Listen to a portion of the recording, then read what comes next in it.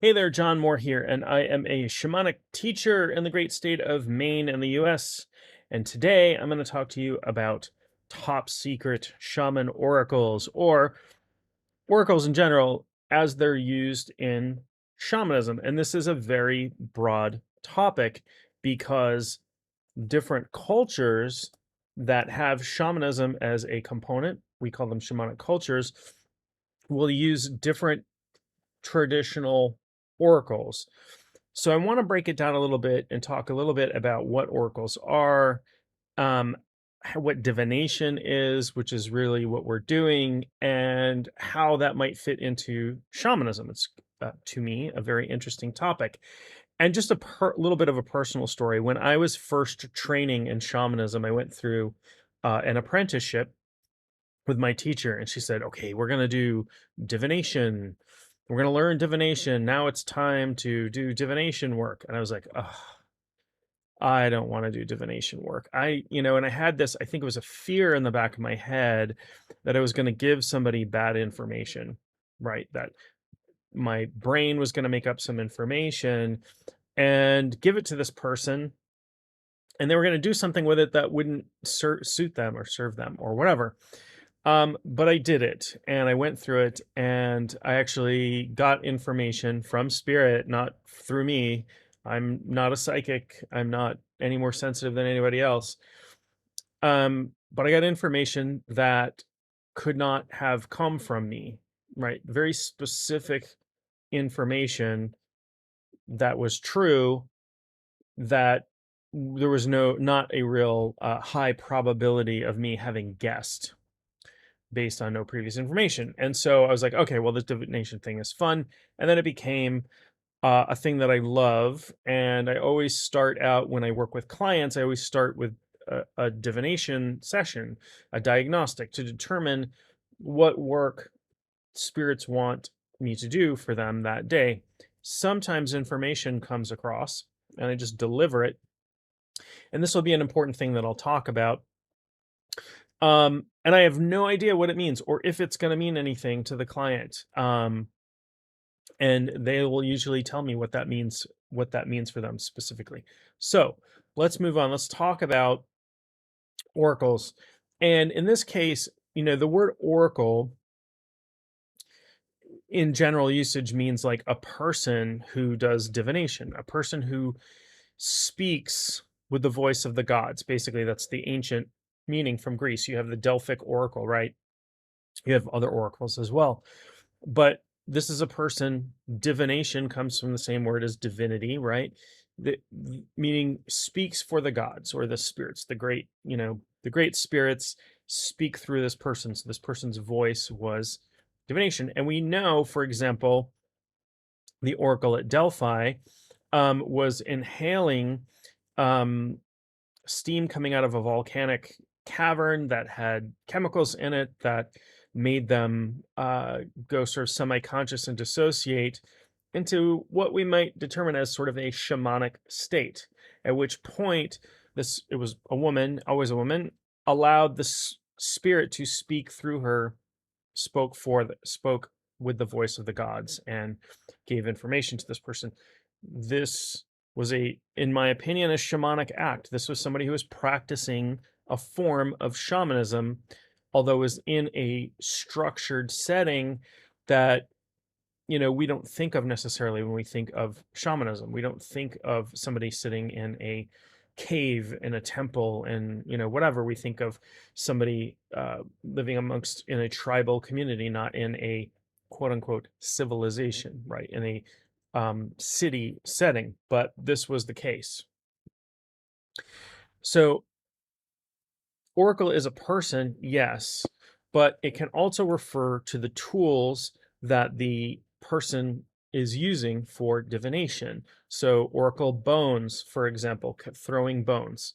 And if you want to do something, if you want to have a little bit of fun, go to the Wikipedia page on forms of divination. I there are I can't count them, maybe several thousand forms of divination, traditional forms of divination listed there, and names for all of them. Um, Things like divination from clouds, divination from birds, divination from from, reading smoke, all kinds of stuff, right? There's also reading cards. There's all kinds of different cards. This is tarot card deck. This happens to be the Thoth deck. There's divination through dowsing, so the use of pendulums or other devices to do divination. Have a pendulum here. I enjoy dowsing.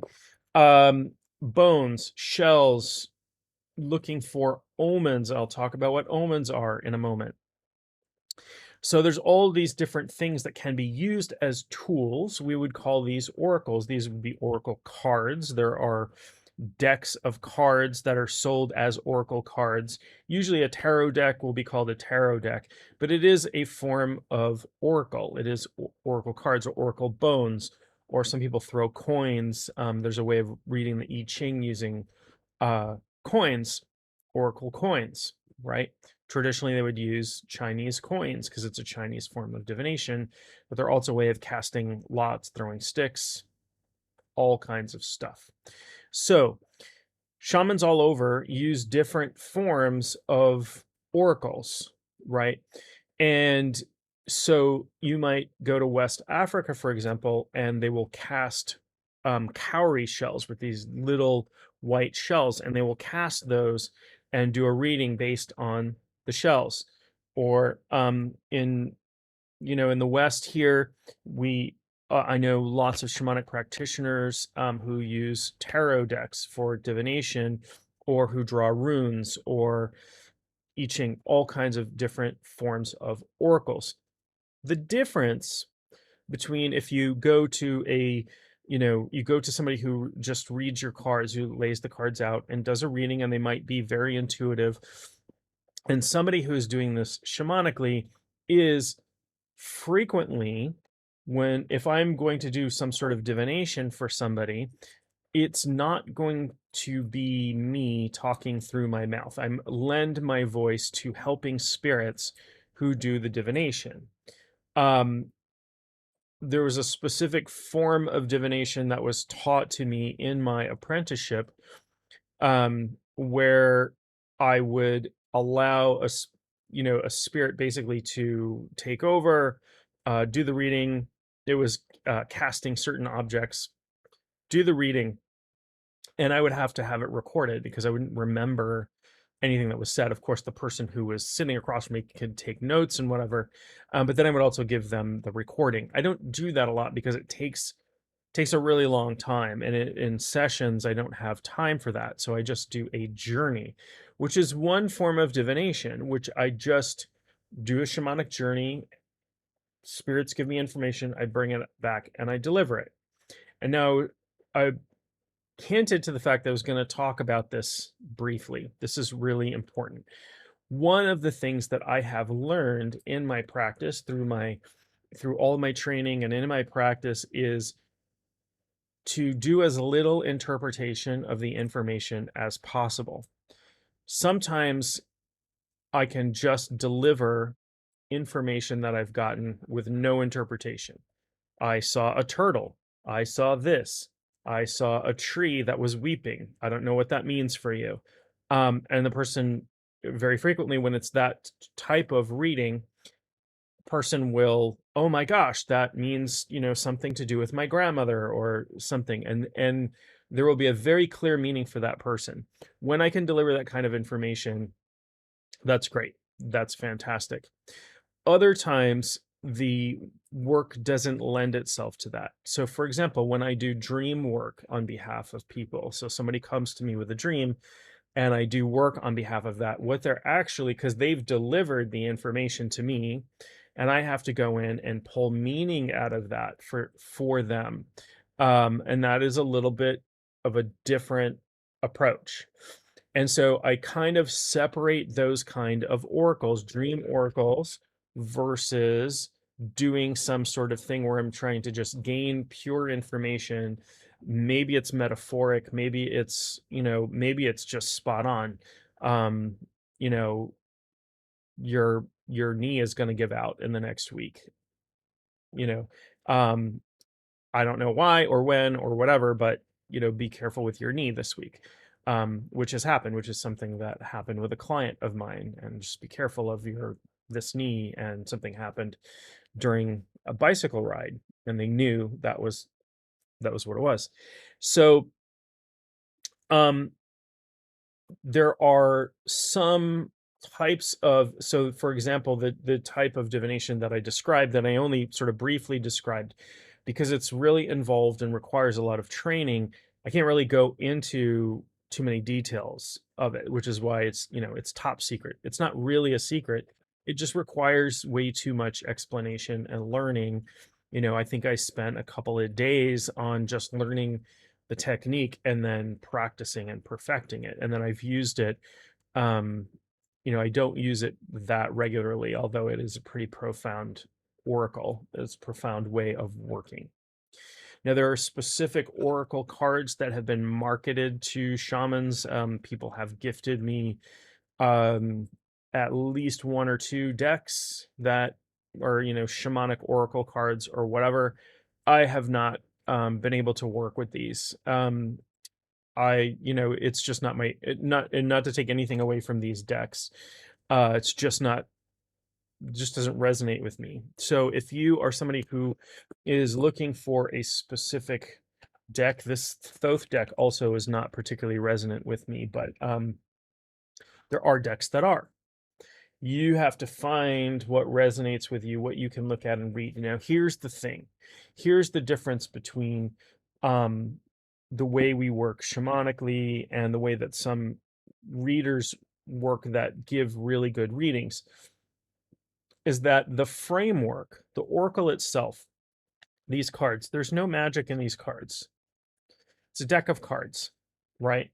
Now, we can argue there's lots of traditions around different cards about, don't let other people handle your cards, and you need to smudge your cards before you use them, or whatever, or your runes, or how to empower the objects, and objects themselves do pick up power over time.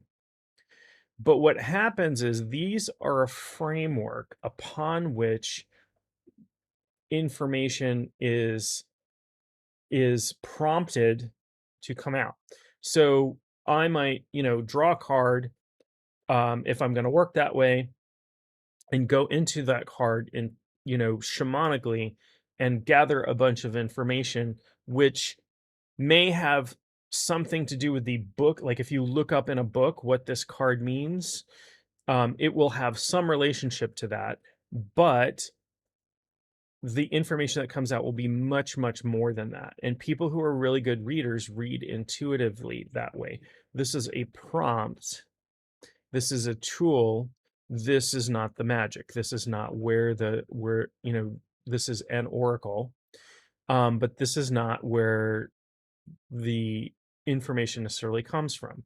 Now, there are forms of divination where the tool is used to gain yes or no answers. That's kind of interesting and sort of can be challenging to interpret, because the world isn't necessarily really black and white. Using pendulums, for example, can give you really powerful yes or no answers. Those answers are coming from the reader. The reader is tuning into something, and there is something called an ideomotor response, meaning there's some subconscious idea that's causing micro movements in the hand that cause the pendulum to swing. The pendulum is not swinging on its own. Or if it is, then it's some outside spirit moving the pendulum, but that is not the usual way that a pendulum works. Same is true when you are shuffling cards. There is an ideomotor response that causes you to shuffle them in a certain way.